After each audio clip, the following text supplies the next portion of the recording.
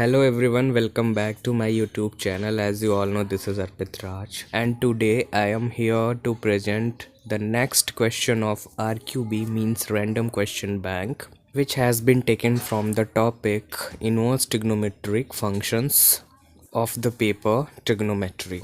As you all know, in RQB video series we regularly upload the most important problem has been taken from the different branches or different papers of mathematics, which have their own importance in the point of view of your academic and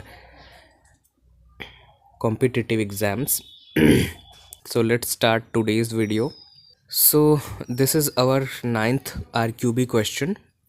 The question is, if sine pi cos theta equal to cos pi sine theta, then we have to show that theta equal to 1 upon 2 sine inverse 3 by 4. This is our RQB question number 9, has been taken from inverse trigonometric functions. That here we are given a condition which is sine pi cos theta equal to cos pi sine theta. Then we have to show that this result, that is theta equal to half of sine inverse 3 by 4. This is very much important question, has been asked in different competitive and academic exams. So let's move towards the solution of this question. Here it is given that sine pi cos theta equal to cos pi sine theta.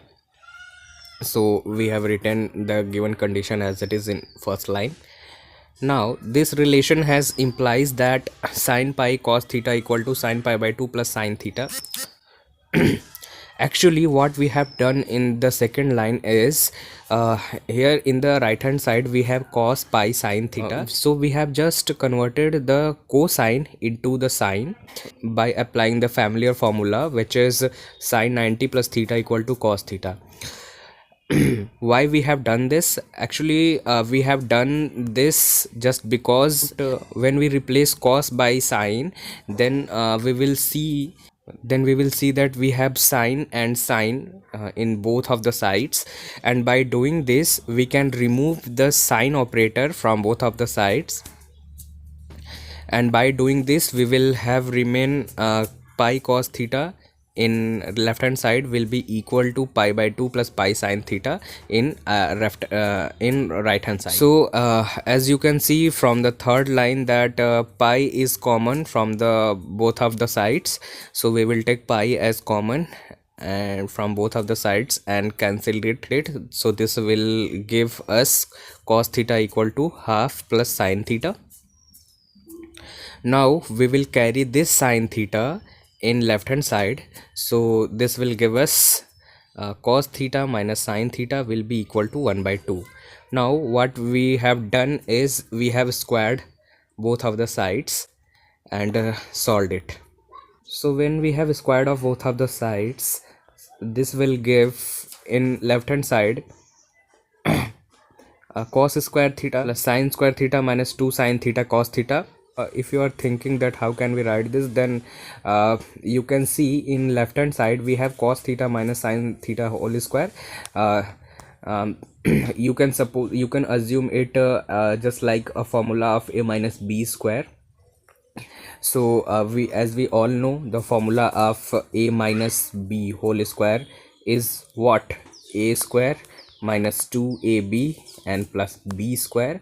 So we have used this formula, and so we have used this formula here and expand the left hand side. So we have obtained cos square theta plus sine square theta minus 2 sine theta cos theta equal to 1 by 4.